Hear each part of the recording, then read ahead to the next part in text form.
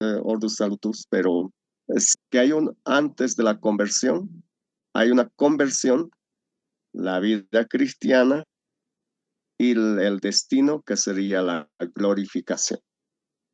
Ahora, ¿por qué razón?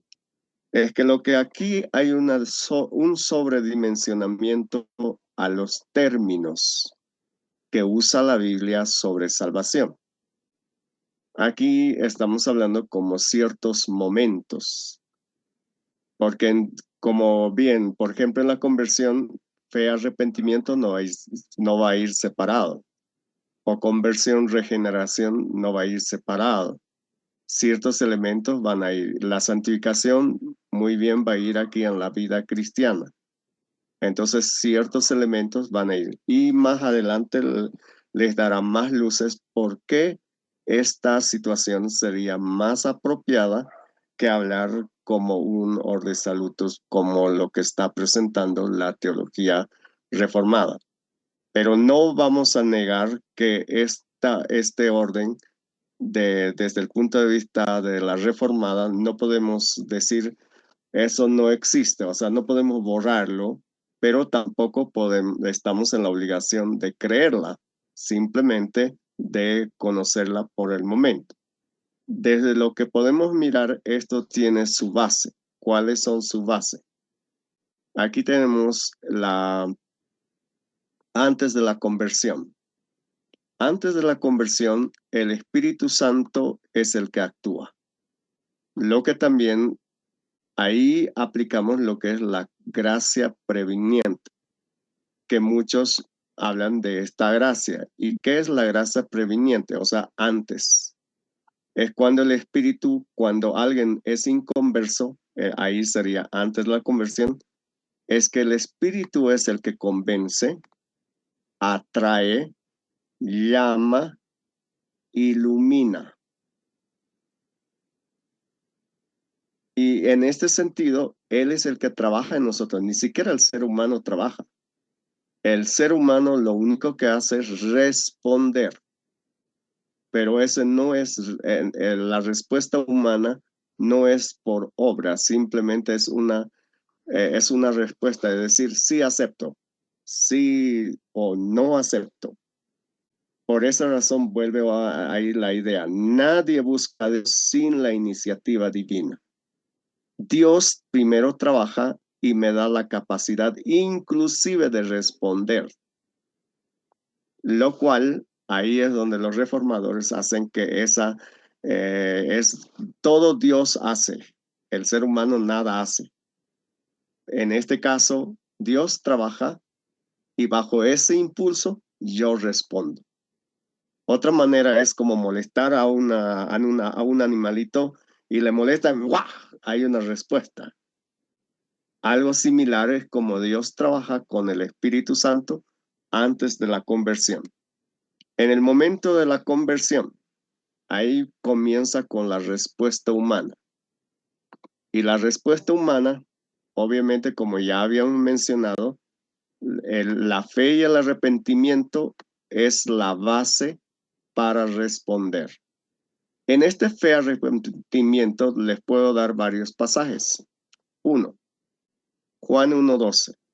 A todos los que le recibieron y creyeron en su nombre, les dio potestad de ser hechos hijos de Dios. Ahora noten ahí, recibieron, creyeron.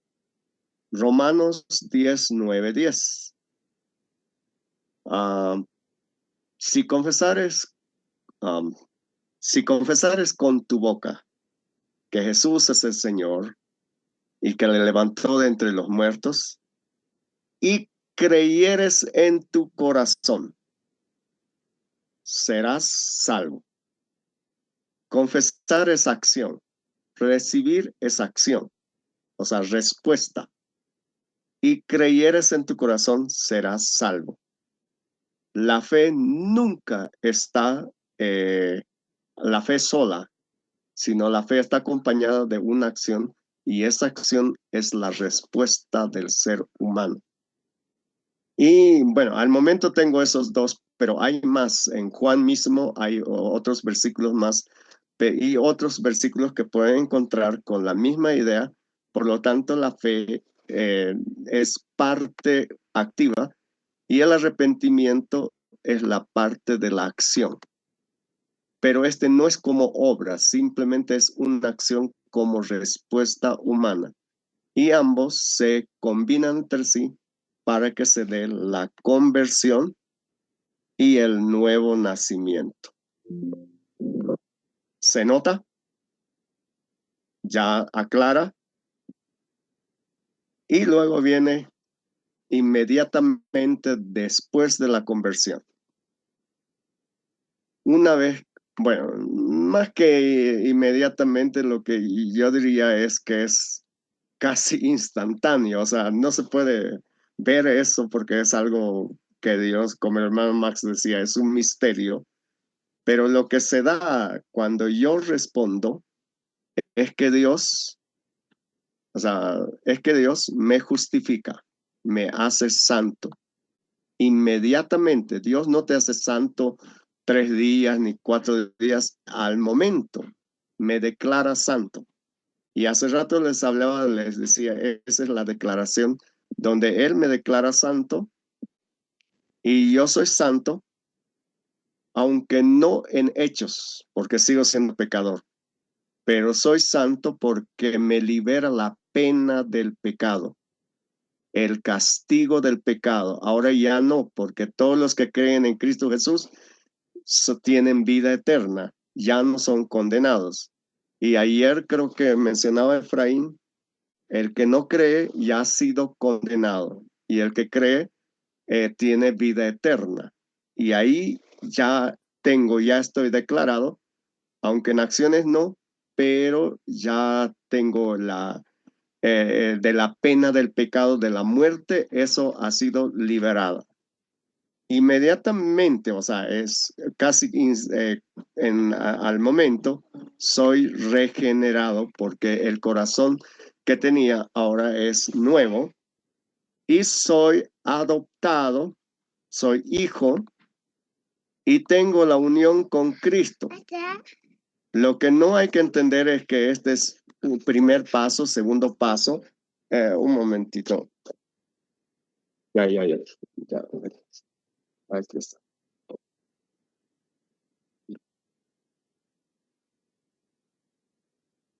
Entonces, lo que no hay que entender que son como pasos, como orden. Y en esa parte Horton tendría mucha razón de que no hay un orden en realidad, pero sí hay momentos. Esos momentos no como un orden secuencial, sino los momentos que ocurren de la obra de Dios. Ahora, y eso en algunas cosas va a ser continuo, ¿no? Por ejemplo, la regeneración. Evidentemente Dios vuelve otra vez para que se dé ahora ya soy hijo de Dios. Por eso más adelante les voy a mostrar de Gordon Fee cómo entiende estos elementos no como orden, sino como análogas. Sin embargo, entendemos que en la conversión estos resultados se dan. Entonces, a partir de ahí es que entendemos los 3 momentos de la conversión basada en los 3 santificación. Pero antes de eso, quisiera que leamos 2 Corintios 1:10 y Filipenses 1:6. Adelante con la lectura.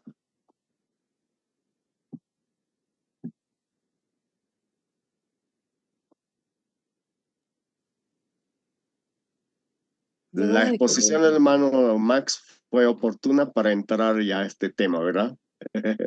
Adelante.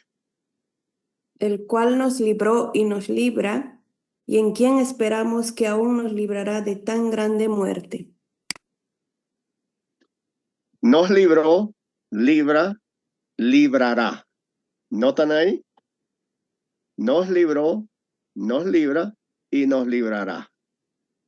3 momentos clarísimos. No hay dónde perderse. Filipenses 1:6.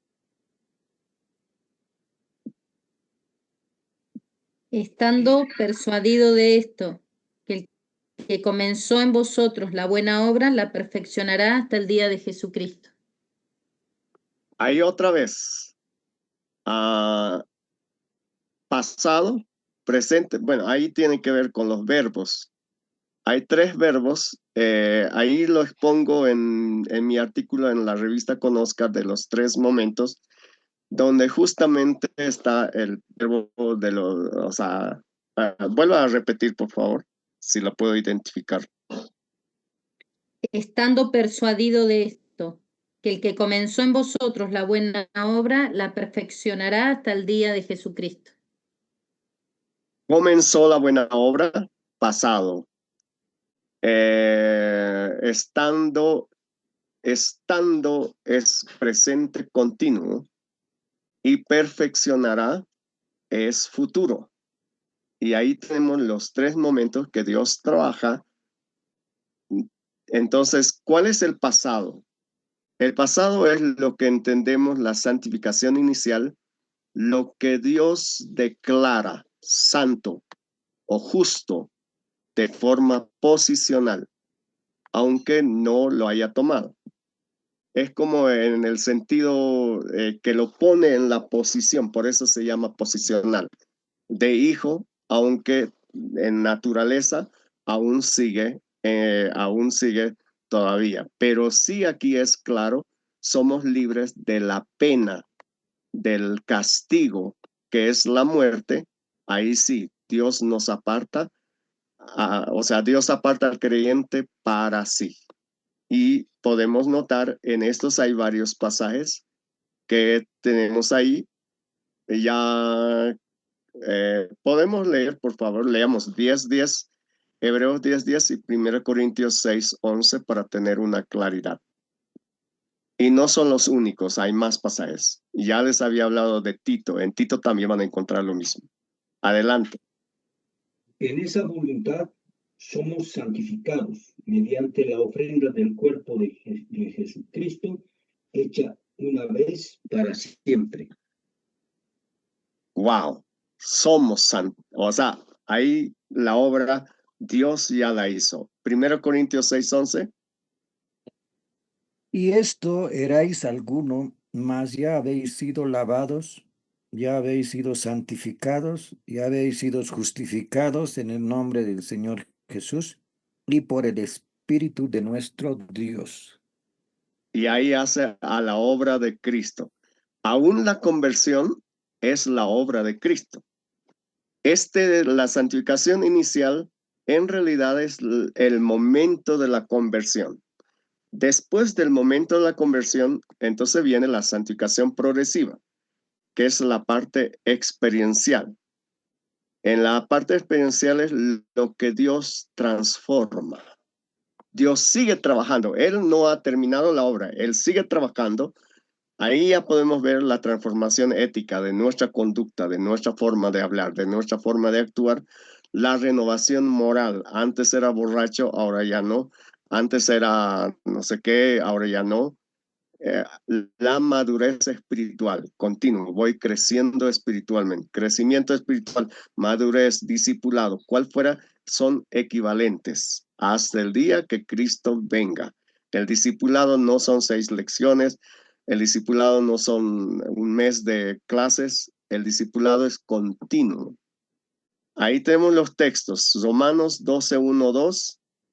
Gálatas 5:16 al 25 y 2 Corintios 3:18. Adelante con la lectura. Así que, hermanos, os ruego por las misericordias de Dios que presentéis vuestros cuerpos en sacrificio vivo, santo, agradable a Dios, que es vuestro culto racional. No os conforméis a este siglo, sino transformaos por medio de la renovación de vuestro entendimiento, para que comprobéis cuál sea la buena voluntad de Dios, agradable y perfecta. Ahí es la renovación de vuestra mente. Y la renovación de nuestra mente es a través del aprendizaje. No hay otra manera. Nuevo aprendizaje. Mis malos hábitos van a quedar atrás cuando tengo nuevo aprendizaje.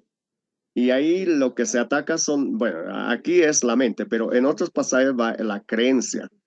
Siempre Pablo atacó la creencia y luego la mente, la forma de creer y pensar. Eso transforma mi conducta. Bueno, yo estoy hablando desde el punto de vista ahora antropológico. El aspecto antropológico apoya y fortalece esta posición. Gálatas 5, 16 al 25. Digo pues, andad en el espíritu y no satisfagáis los deseos de la carne, porque el deseo de la carne es contra el espíritu y el del espíritu es contra la carne, y estos se oponen entre sí, para que no hagáis lo que quisiereis. Pero si sois guiados por el espíritu, no estáis bajo la ley. Y manifiestas son las obras de la carne, que son adulterio, fornicación, inmundicia, lascivia, idolatría, hechicerías, enemistades, pleitos, celos, iras, contiendas, disensiones, herejías, envidias, homicidios, borracheras, orgías y cosas semejantes a estas, acerca de las cuales os amonesto, como ya lo he dicho antes, que los que practican tales cosas no heredarán el reino de Dios. Mas el fruto del Espíritu es amor, gozo, paz, paciencia, benignidad, bondad, fe, mansedumbre, templanza. Contra tales cosas no hay ley. Pero los que son de Cristo han crucificado la carne con sus pasiones y deseos. Si vivimos por el Espíritu, andemos también por el Espíritu. Ahora ahí nos llama la atención. Para la santificación progresiva sí o sí es con la incorporación del carácter de Cristo, mediante la obra del Espíritu Santo. Ahí otra vez, Cristo y el Espíritu. Y esa es una gran distinción con la teología reformada. Ellos solo hablan de Cristo, pero no del Espíritu. Y aquí los dos son activos para esta obra. 2 Corintios 3, 18.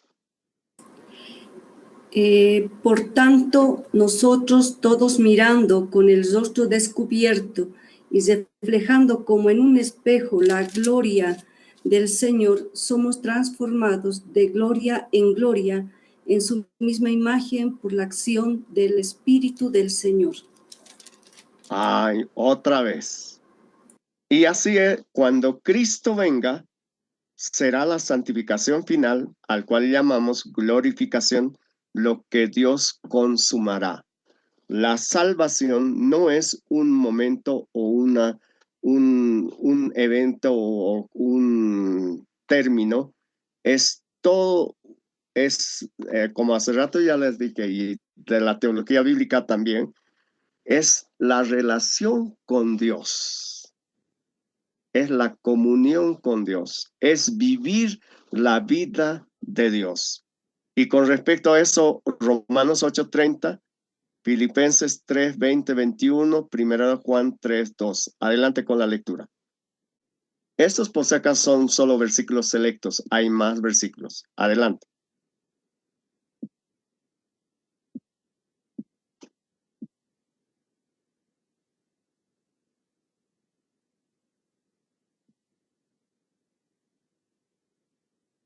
Hola, vamos. Y a los que predestinó, a estos también llamó, y a los que llamó, a estos también justificó, y a los que justificó, a estos también glorificó. Correcto, ahí ya está dando todas las fases de lo que Dios hace. Toda la obra, en realidad, Dios la hace. Filipenses 3, 20, 21.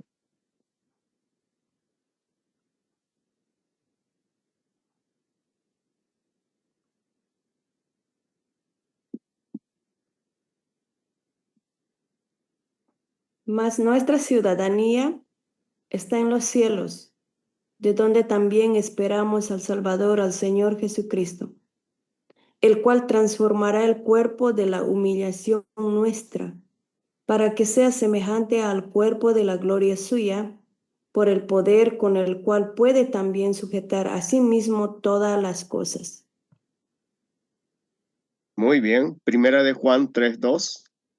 Amén. Amados, ahora somos hijos de Dios y aún no se ha manifestado lo que hemos de ser, pero sabemos que cuando Él se manifieste, seremos semejantes a Él porque le veremos tal como Él es. Y ahí es la glorificación y es el cuerpo entero. No solo es el alma, es la mente, todas las áreas, como ya hemos visto en la antropología. Por lo tanto, la salvación se tiene que entender en un sentido completo.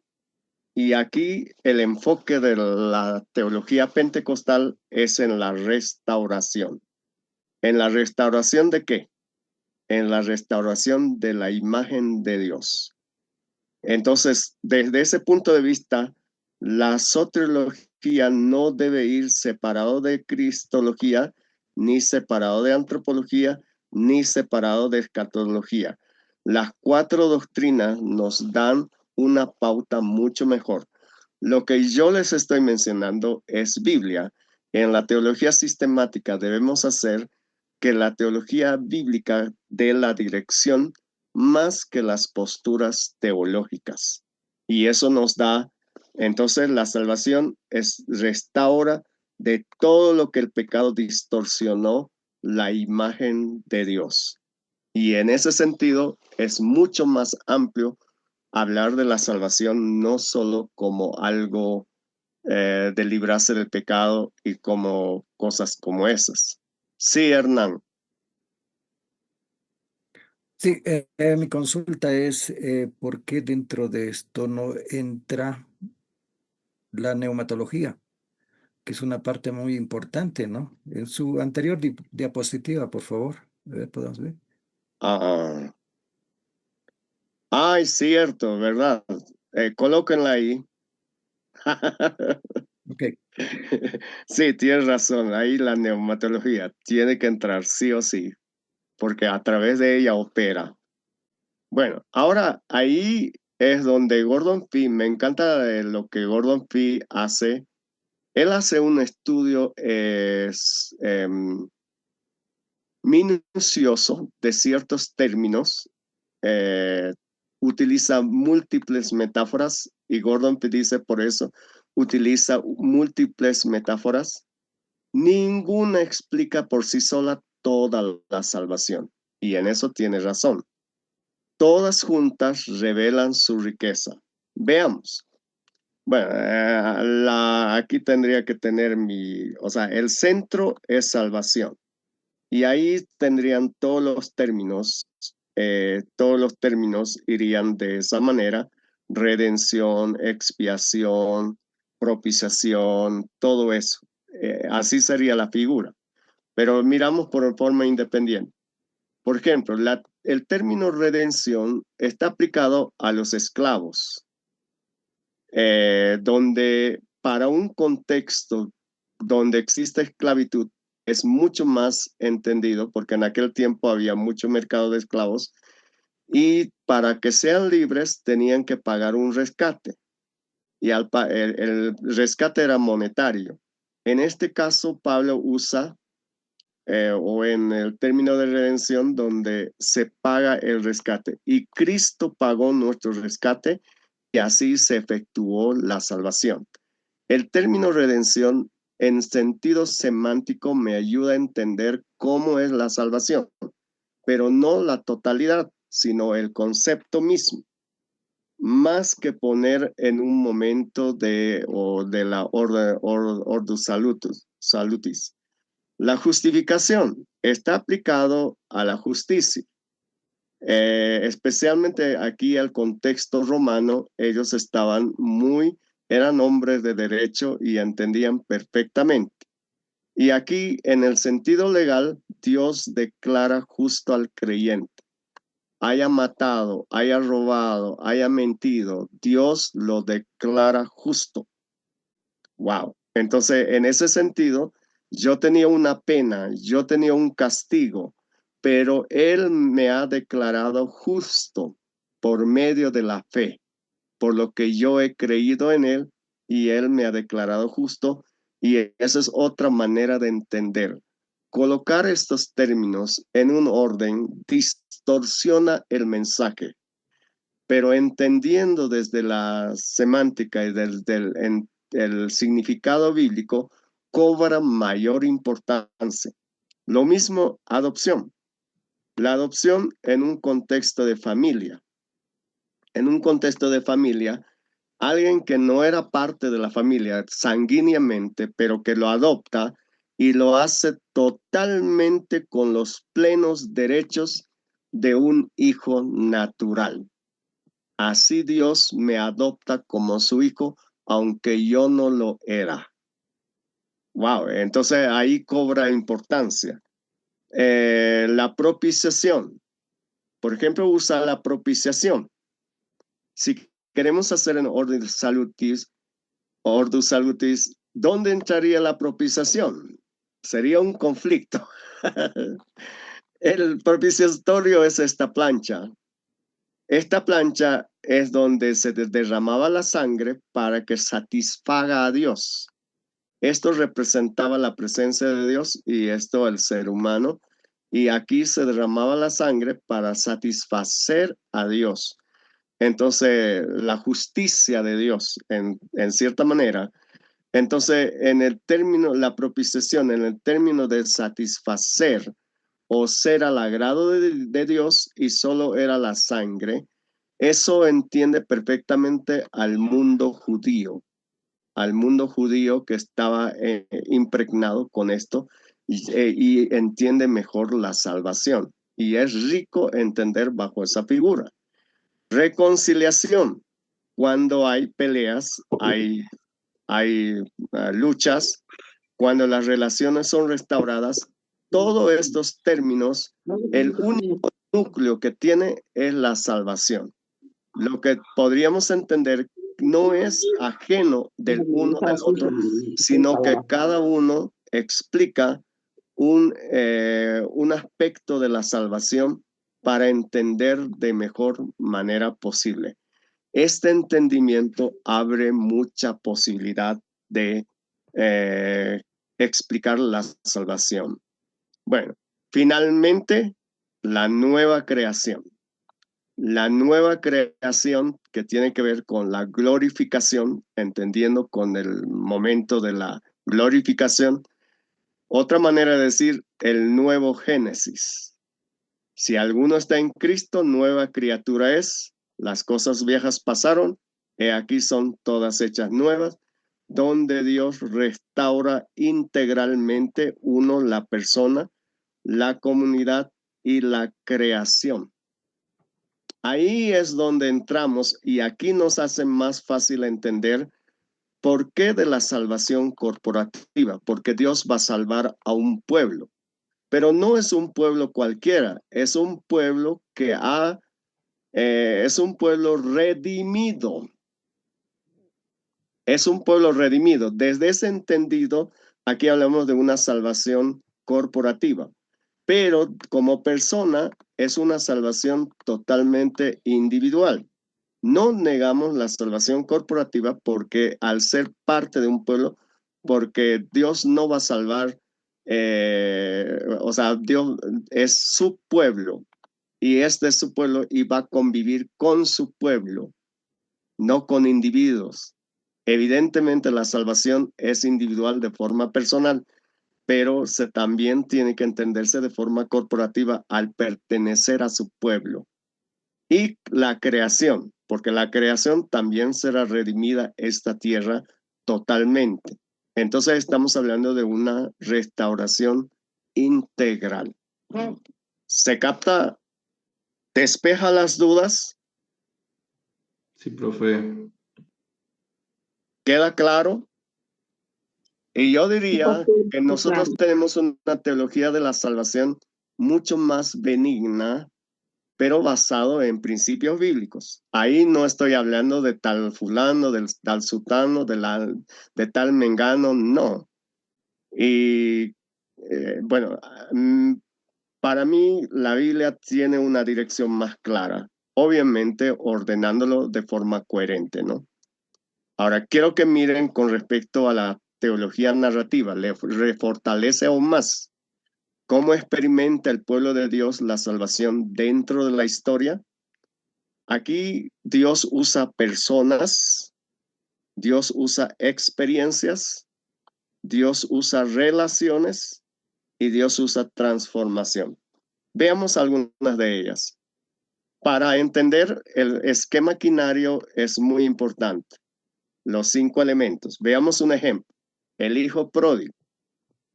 Él se perdió, o sea, cayó de la gracia, vamos a decir, porque, o el hijo perdido, que sería más apropiado. Aunque él ya estaba con el padre, pero se fue. Y ahí notamos la antropología. Adán estaba también con Dios, pero cayó. Y al caer o al perder el arrepentimiento, él mismo toma la decisión. Eso ya contradice con la predestinación, porque él volviendo en sí, dice, en la casa de mi padre hay comida, hay pan, y yo aquí estoy sufriendo y pereciendo. Él toma la decisión y le diré a mi padre, he pecado contra el cielo y contra el cielo. Hasta ahí es idea nomás.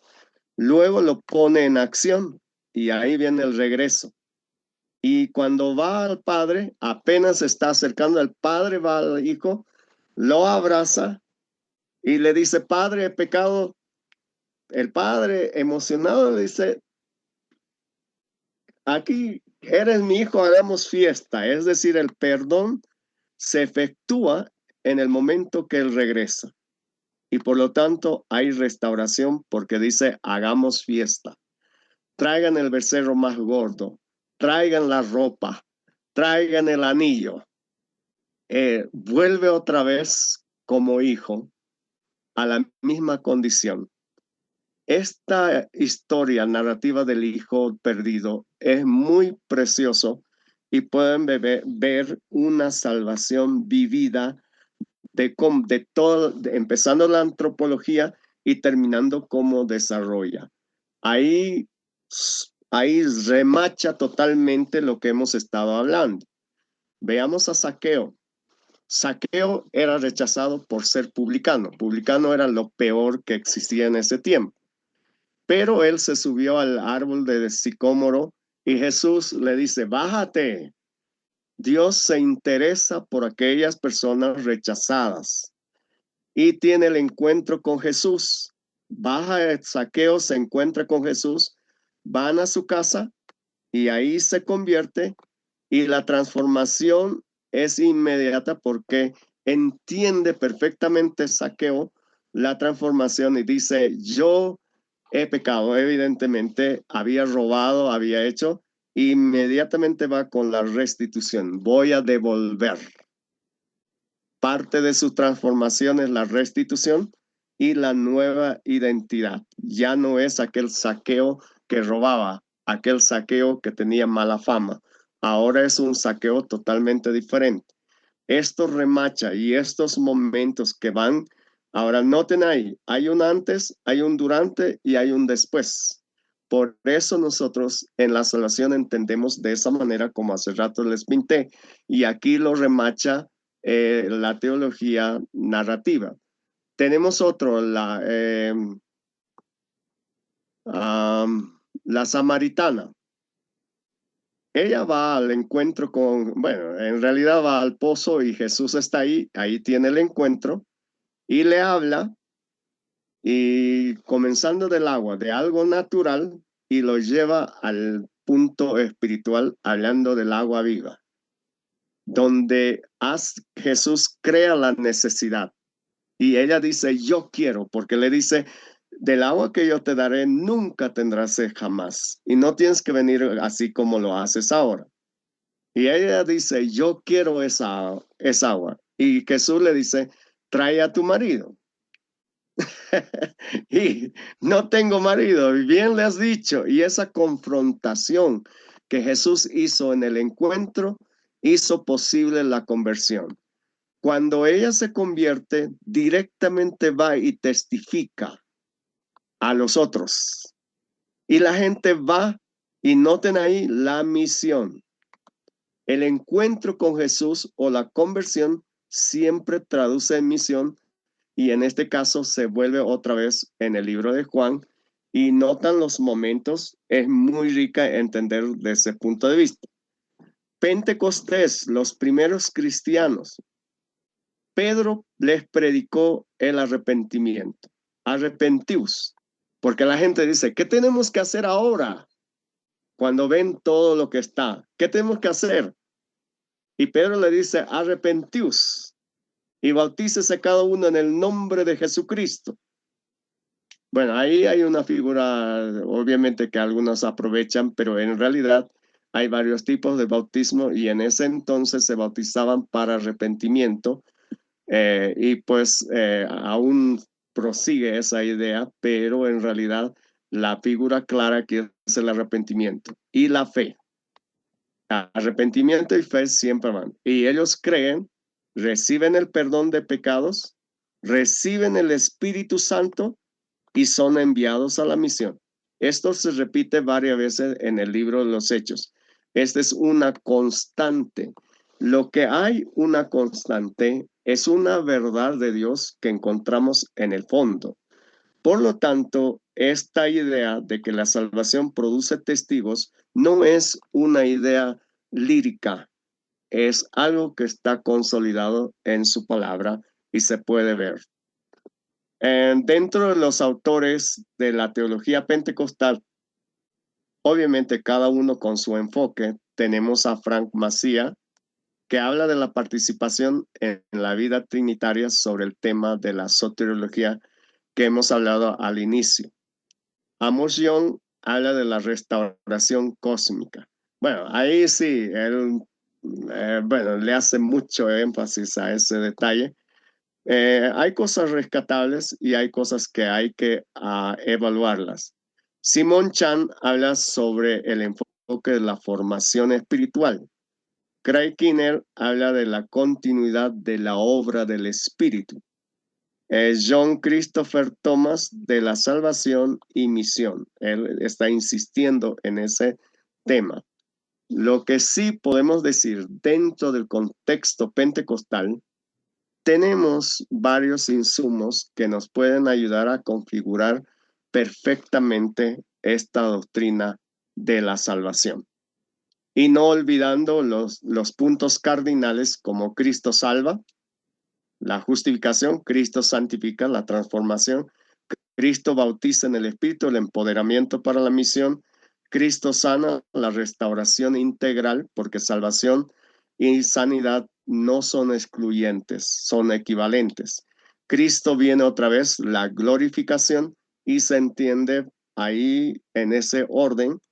Bueno, aunque muchos teólogos del pentecostales la santificación lo hacen como un eje integrador. De todas maneras, aunque aunque no es contraproducente, pero sí notamos que hay una coherencia en nuestra doctrina y no debería de ser un punto de debate, debería de ser más bien que la palabra de Dios nos unifique y podamos ir en esta dirección. ¿Qué les parece hasta ahí? Hola. Entonces, concluimos. La salvación es obra eterna y trinitaria de Dios planeada antes de la creación. Partimos de esa idea. Y ahí estaría la elección, el ser escogidos, el llamado, todo. ¿Cuándo se efectúa la salvación? Por Cristo, mediante su encarnación, su muerte, resurrección y exaltación. Y aplicada por el Espíritu mediante la gracia preveniente, la conversión, la santificación, la glorificación, restaurando integralmente al ser humano y a la creación, porque también será la creación, para participar eternamente en el reino de Dios. Esta declaración nos ayuda a configurar perfectamente cómo debe ser nuestra doctrina de salvación. Una síntesis cristológica: Cristo, autor de la salvación, centro de la salvación, aplicador mediante el Espíritu, y consumador de la salvación. En conclusión, la salvación fue planeada antes de la creación, fue prometida en la historia bíblica a través de los profetas, fue realizada por Cristo, fue aplicado por el Espíritu, transforma integralmente, no solo lo espiritual, al creyente, capacita para la misión, culminará en la glorificación y restauración final de todas las cosas.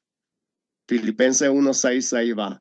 Aquel que comenzó en vosotros la buena obra, la perfeccionará hasta el día de Jesucristo.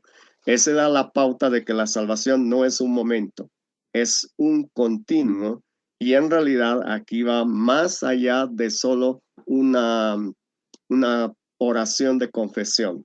Es más que eso. ¿Se nota? Hola. Amén, amén. Sí, pastor. Amén, amén, pastor. No. Profe, ¿Aclara o no aclara?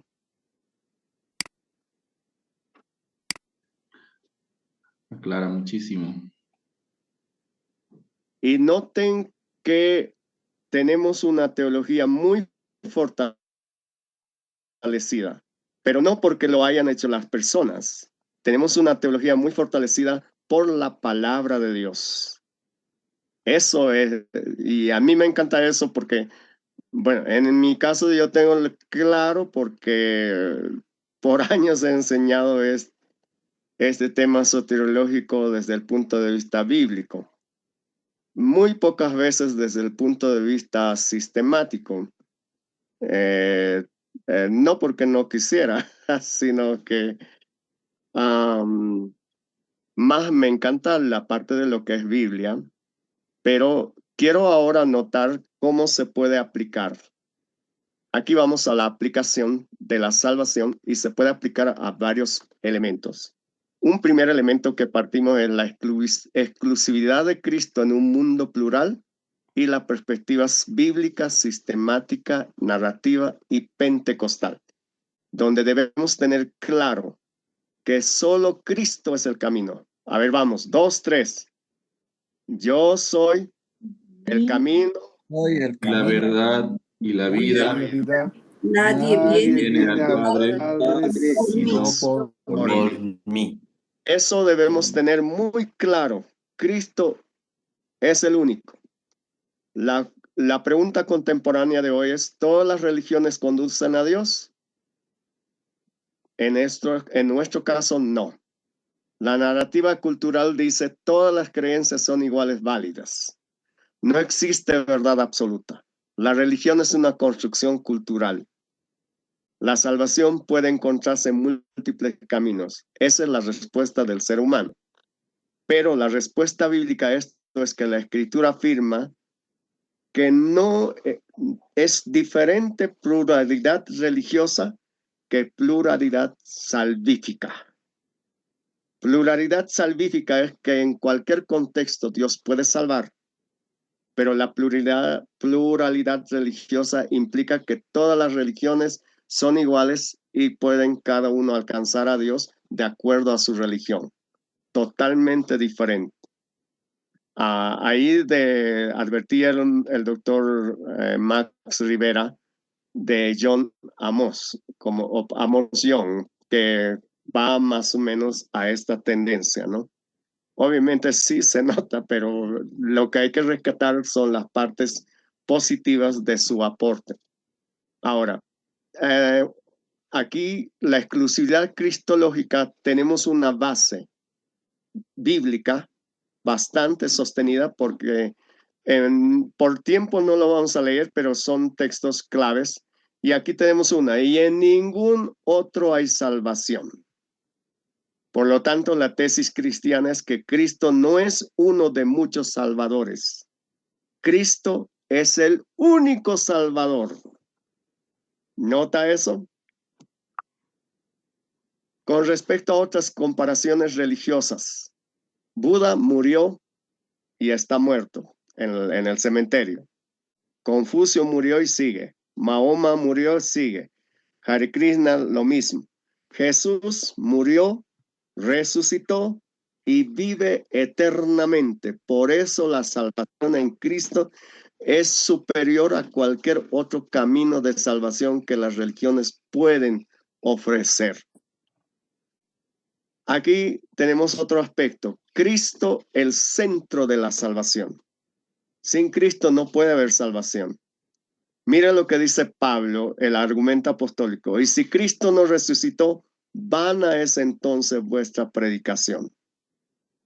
La diferencia aquí es que no es solamente quien murió, es quien venció a la muerte. ¿Y cuál religión venció a la muerte? Ninguna. Todas siguen muertas. Esa es nuestra fuerza de predicación acerca de la salvación. Ahora veamos un poco el tema de la salvación como evento histórico. Evidentemente, dentro del cristianismo, la salvación como evento histórico se puede ver con acontecimientos verificables. Una de ellas, la encarnación de Cristo, la crucifixión, resurrección, ascensión. La gente lo vio. Pablo dice más de 500 testigos. No solamente fueron los apóstoles, más de 500 testigos de la encarnación, de la crucifixión. Por eso Cristo es suficiente para la salvación. ¿Se nota? Tenemos un mensaje poderoso. Otro detalle. ¿Qué hacemos con respecto al pluralismo en el Nuevo Testamento? Pablo se enfrentó a eso en Hechos 17. Pablo no niega la religiosidad de los atenienses, la búsqueda espiritual, el anhelo de trascendencia. Pero frente a esa pluralidad religiosa, Pablo se atreve a predicar con un puente redentor del Dios no conocido al Cristo resucitado. ¿Qué quiere decir? Podemos construir puentes redentores, cuál fuera la religión, cuál sea la etnia, cuál sea, mostrando al verdadero Cristo, que es el Cristo resucitado. El Cristo resucitado hace la diferencia con cualquier otra religión. Ahora, el pentecostalismo frente al pluralismo.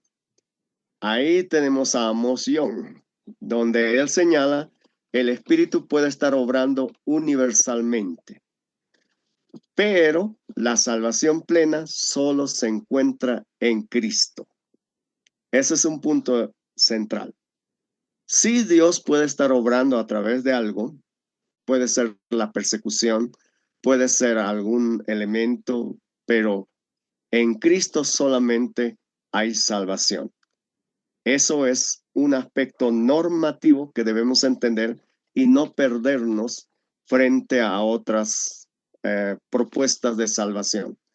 Con respecto a la crisis de culpa, la culpa, la vergüenza, la condenación son elementos hoy en día.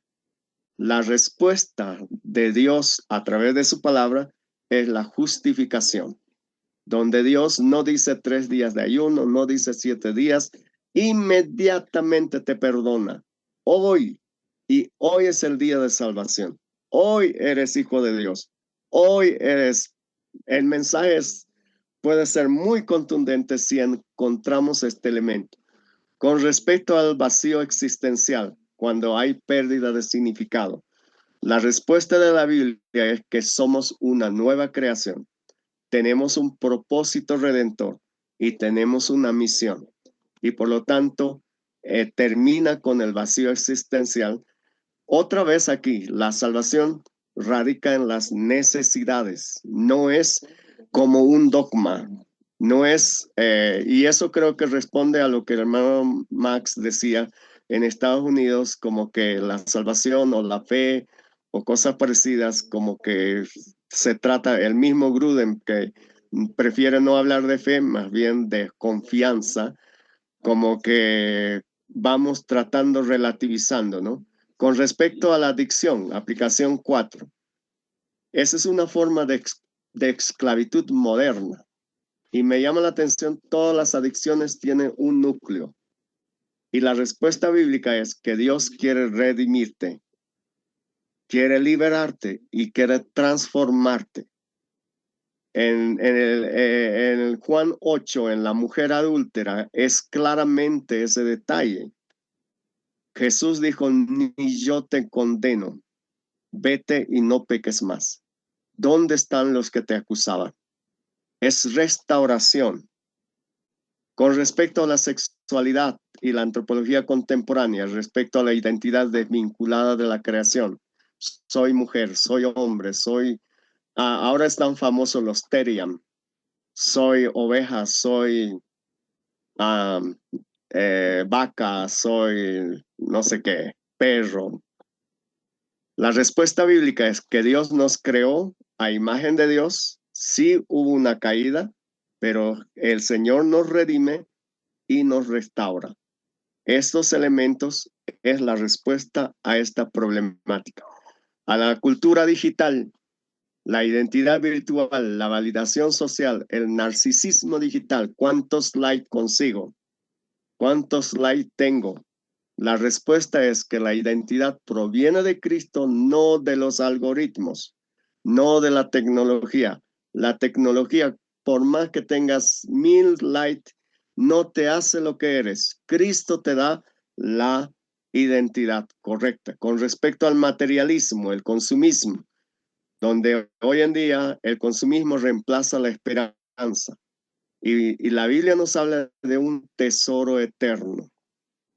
En el Sermón del Monte, de que nosotros, los tesoros del reino, ni la polilla, ni el orín, ni el ladrón se lo llevan. Es permanente. Con respecto al sufrimiento, ¿por qué existe el dolor? La respuesta ahí viene. La cruz, la resurrección y la esperanza futura. El dolor es temporal. La esperanza futura es eterna. Y Romanos 8:18 tiene una buena base para eso. Para la injusticia social, la pobreza, la violencia, la exclusión, no es tomando el gobierno. La respuesta es en el reino de Dios, la justicia de Dios y la restauración que Dios hará.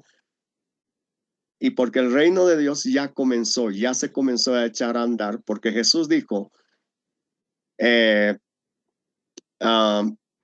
cuando Él estuvo aquí en la tierra, ay, se me trabó la idea.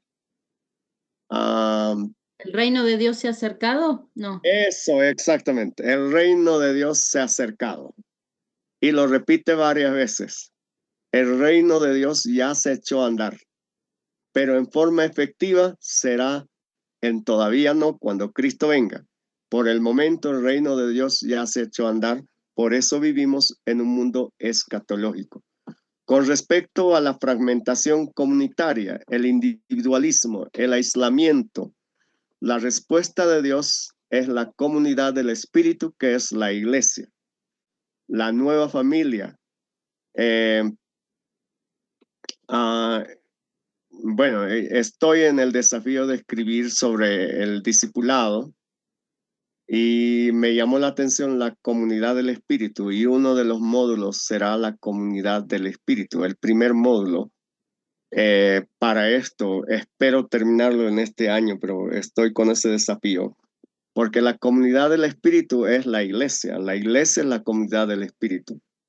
Entonces, lo que podemos decir que desde la perspectiva pentecostal, la salvación restaura la relación con Dios, restaura la relación consigo mismo, restaura la relación con otros y restaura la relación con la creación. ¿No recuerdan lo que les dije hace ratos?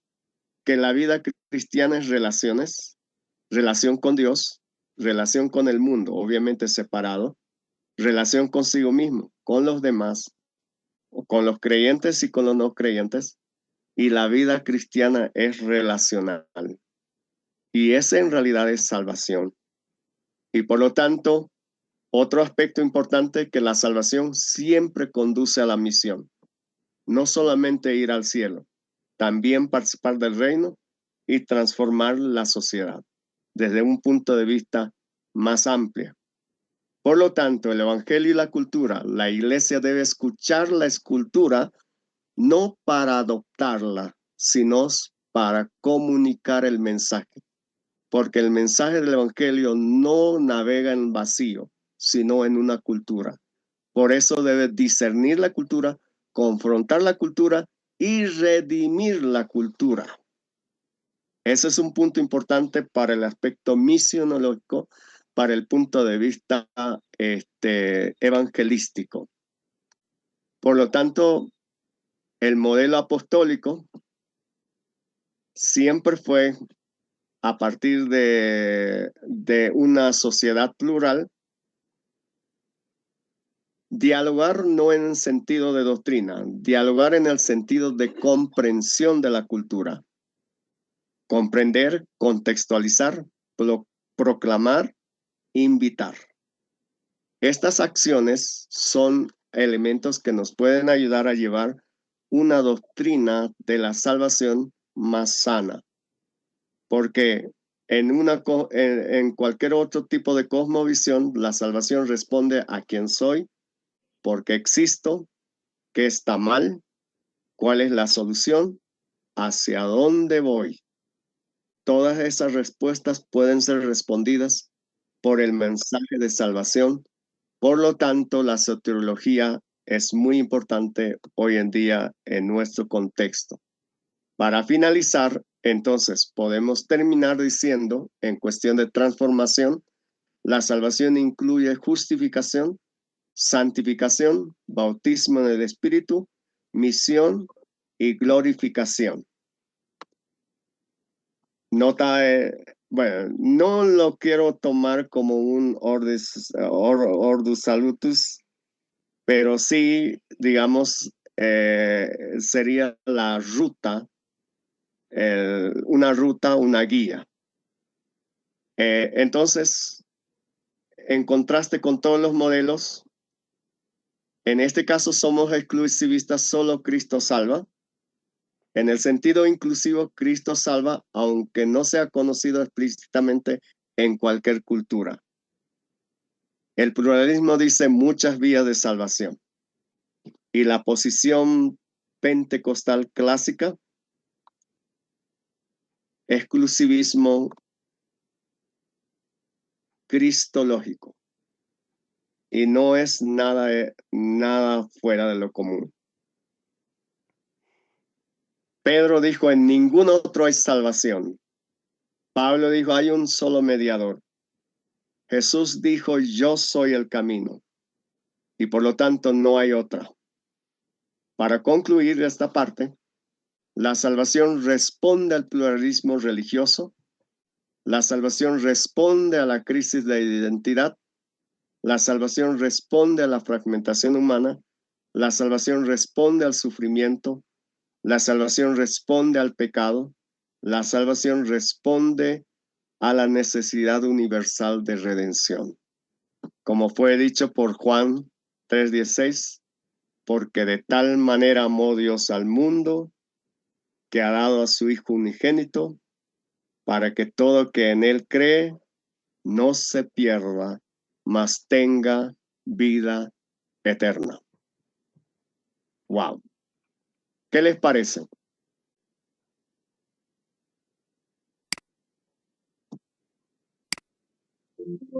Amén, amén. Así que no andemos desorientados y como más bien nosotros orientemos a nuestra congregación y a nuestros pastores. Y también aquí tenemos a directores de seminario como Moisés Alejandro. Así que es momento de ir a las escrituras. Ese sería mi consejo. Vamos a las escrituras e interpretemos correctamente y coherentemente.